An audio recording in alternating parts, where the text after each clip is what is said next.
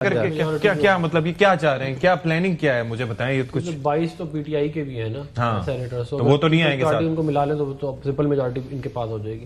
देखिए बात ये है कि अच्छा, before we come on this thing, मुझे पहले ये बताएं कि ये जो नंबर्स गेम की बात कर रहे हैं ना, इसमें कि पहले उन्होंने 1,92,000 लिए थे, इन्होंने 1,12 लिए थे, अभी बढ़ कैसे गया? क्योंकि इलेक्शन कमीशन भी कह रहा है कि टर्नओवर कम रहा, टर्नआउट कम रहा, तो फिर उसके बावजूद इतने वोट कैसे पड़ गए? और इनको क्यों, किस बुनियाद पे अवाम ने मुस्तरद किया? देखिए पहली तो बात यह है कि 42% एक अच्छा टर्नआउट है फॉर अ बाय इलेक्शन। ठीक है, बाय इलेक्शंस के अंदर कम होता है टर्नआउट, काफ़ी सिग्निफिकेंटली कम होता है। जो नंबर्स चेंज हुए हैं वो तो देखें बड़े क्लियर है ना, कि अगर जो बहुत सारा वोट जो इनको पहले पड़ा था वो कन्वर्ट हो गया पीएमएलएन का। ये जो हमेशा इसी तरह ही होते हैं ना, जब आप हारते हैं तो आपका वोट कहीं और चला जाता है, यहाँ जब आप जीतते हैं तो आपका वोट कहीं से आ जाता है, इसी तरह आपकी कन्वर्जन हो जाती है बेसिकली। तो यही इसके अंदर भी हुआ। और मैं इनकी जो बात है धांधली वाली है, ये जो कह रहे हैं कोई एक वीडियो, कोई एक फॉर्म 45 दिखा दे जिसके ऊपर ये क्लेम कर ले। वीडियो कहाँ से आएगी? नहीं, कोई अमेरिकन इलेक्शंस की तरह अंदर पोलिंग स्टेशन के अंदर से थोड़ी वीडियो बना सकते हैं। नहीं, एक सेकंड देखिए, मुझे आप एक बात होता है, जब पोलिंग होती है तो पीटीआई का पोलिंग एजेंट वहां पे मौजूद होता है कि नहीं होता? खाली पीटीआई का नहीं, और भी 5-6 पार्टियां, सबके पोलिंग एजेंट वहां पे मौजूद होते हैं। जब रिजल्ट कंपाइल होता है फॉर्म 45, उसके ऊपर उनके साइन होते हैं, प्रेसिडिंग ऑफिसर का साइन होता है। तो ऐसे तो नहीं, हवा में तो नहीं हो सकता ना। अगर आप हमें ये दिखाएं कि जी फलाना पोलिंग स्टेशन था, वहां पे हमारे पोलिंग एजेंटों को निकाल दिया, जैसे 2018 में हुआ था कि पोलिंग एजेंटों को बाहर निकाला और अंदर अब आप जो मर्जी करें। तो लेकिन हमारे पास एविडेंस, मेरे पास आज तक एविडेंस अपने इलेक्शन का है जहाँ पे ओवर राइटिंग हुई है फॉर्म 45 पे।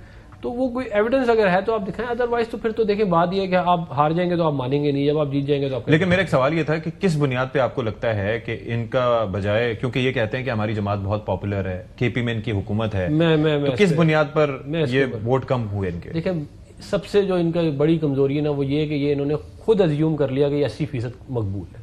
सबसे बड़ी, हालांकि हमें फायदा है इस बात का, ये देखिए अगर आपको मुखालिफ गलत एजम्पशंस करता है तो आपको फायदा होता है उसका। इनकी ये पहली अजम्पशन ही गलत थी। फिर दूसरी अजम्पशन ये है कि जी खैर पख्तूनख्वा और पूरे पाकिस्तान के अवाम सिर्फ ये चाहते हैं कि इमरान खान साहब को बाहर निकाला जाए, जैसे मर्जी हालात को खराब करके या लड़के।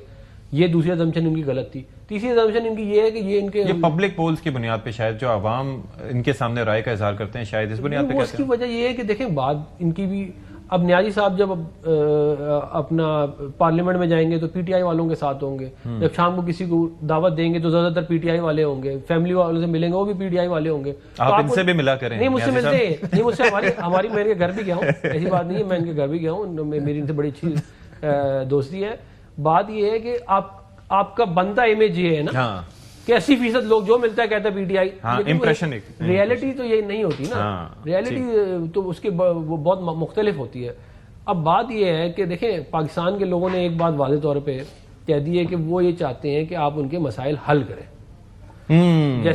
जैसे चीफ मिनिस्टर मरीम नवाज शरीफ साहिबा कर रही हैं, आप उनके रोजगार के मसाइल, उनके बिजली के मसाइल, आप उनके जो फार्मर्स हैं उनके मसाइल, जो स्कूल जा रहे हैं बच्चे उनके मसाइल, स्टूडेंट्स के इंफ्रास्ट्रक्चर, ये वो चाहते हैं। और ये इसमें कोई बुराई नहीं है, यही चाहना चाहिए ना उनको। आप ये वो देखें ना, हर इंसान ये चाहेगा कि मेरे बच्चों के हालात बेहतर हो, मेरे मुल्क के हालात, मेरे सूबे के हालात बेहतर हो।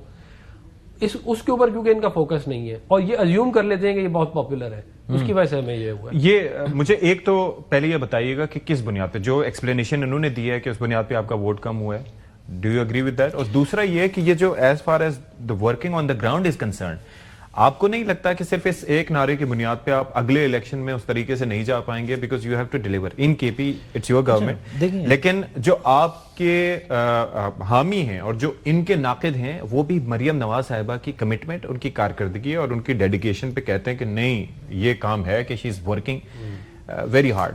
अच्छा, जो आप मरीम नवाज वाली बात करें वो तो डिडक्शन आप लाहौर के हद तक कर रहे होते तो एक डिफरेंट बात है। हम बात कर रहे हैं स्पेसिफिकली हरीपुर की। देखिए हरीपुर में क्या फैक्टर है कि एक बंदा है लीडर ऑफ द ऑपोजिशन जिसको डीसीट कराया गया, किस तरह थ्रू वर्डिक्ट ऑफ कोर्ट कराया गया और जिस मैनर में कराया गया वो सबको पता। और उन्होंने कहा कि सीट घर से ना निकले, नहीं, और वो फिर चले, इन्फ्लुएंस करके उन्होंने कहा किसी वो और को आप ना चले मिले। डीमेरिट में एक चीज डाल दें, मगर प्लस पॉइंट उमर अयूब साहब का क्या था कि एक बंदे से सीट छीनी गई है, ये एक बयानिए के लिए एक बड़ी अच्छी बात मौजूद थी।